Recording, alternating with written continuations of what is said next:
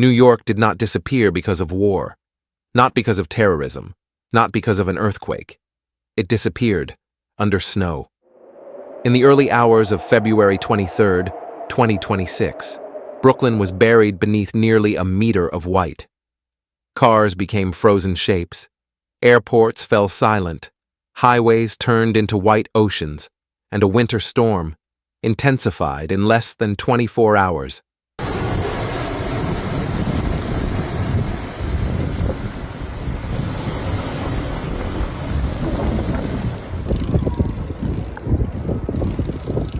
From February 20th to February 24th, 2026, a rapidly strengthening nor'easter struck the U.S. Northeast. By February 23rd, its central pressure had dropped to around 965 millibars. That officially made it a bomb cyclone. It became one of the most powerful winter storms to hit the Boston, New York, New Jersey corridor in nearly a decade. This was not just snowfall. It was atmospheric escalation.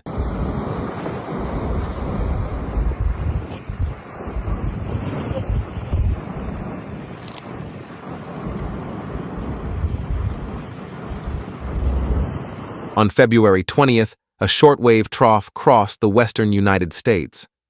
By the morning of February 21st, a new low-pressure center formed off the southeastern coast. Over the next 24 hours, the pressure dropped nearly 40 millibars. Bombogenesis requires 24. This storm far exceeded that threshold. Arctic air surged south from Canada. At the same time, the Atlantic Ocean supplied deep moisture. Cold met fuel. Satellite imagery showed the classic comma-shaped cloud structure. By late February 21st, rapid intensification was underway. The atmosphere had lost balance.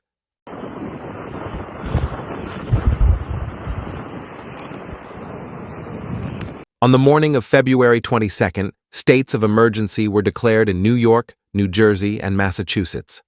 By afternoon, heavy snow began falling across coastal regions. Snowfall rates reached 7 to 8 centimeters per hour. Visibility dropped toward zero in several areas.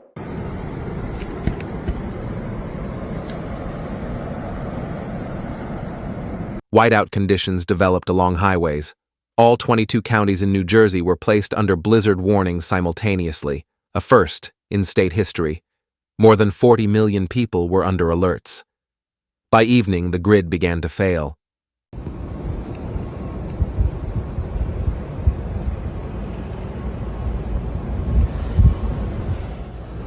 This is the worst snowstorm I think I've ever seen since the blizzard of '78. That's the visibility. In the early hours of February 23rd, the storm reached peak intensity. Rhode Island's T.F. Green Airport recorded 37.9 inches of snow. Norton, Massachusetts exceeded 31 inches. Islip, New York measured 31 inches. Lyndhurst, New Jersey surpassed 30 inches. Central Park recorded nearly 50 centimeters. Wind gusts in Massachusetts approached 98 miles per hour. That is near hurricane force.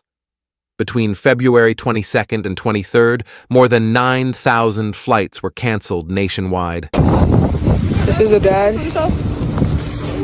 Exactly. Guys, I can make it. You want around these strawberries? Major airports, JFK, LaGuardia, Newark, Boston Logan, shut down or severely limited operations. Over 600,000 customers lost power. Rail systems halted.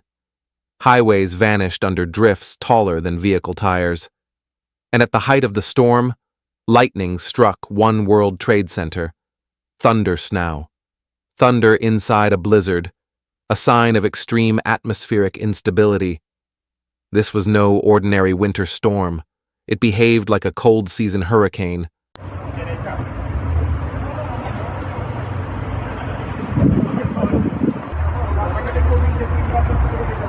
On February 23rd, low pressure combined with high tide to produce coastal flooding.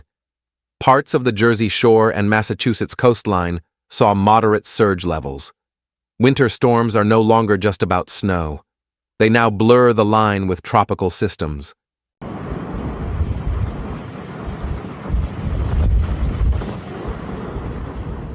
Meteorologists compared the 2026 blizzard to the 2016 Northeast blizzard.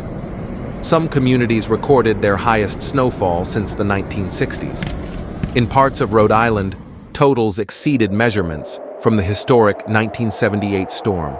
But what set 2026 apart was speed, the rapid intensification, the strain on modern infrastructure, the scale of disruption within hours.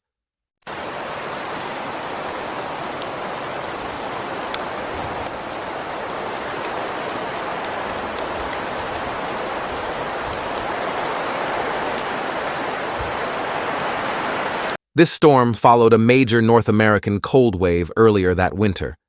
Polar vortex displacement pushed Arctic air south. At the same time, Atlantic sea surface temperatures were above average. Warmer water means more evaporation, more moisture in the atmosphere. When that moisture meets Arctic air, snowfall intensifies. A warming world does not eliminate winter storms. It can amplify them. Faster strengthening, heavier precipitation, greater volatility. The February 2026 bomb cyclone fit that pattern.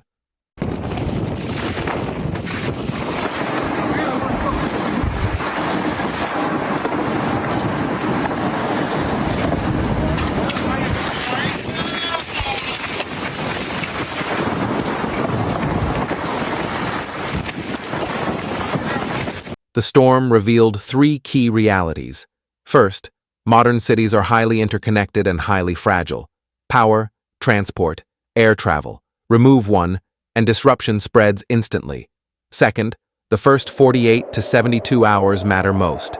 Emergency supplies, backup power, and community support determine resilience. Third, coastal infrastructure must adapt. Winter storms are evolving. Urban systems must evolve with them.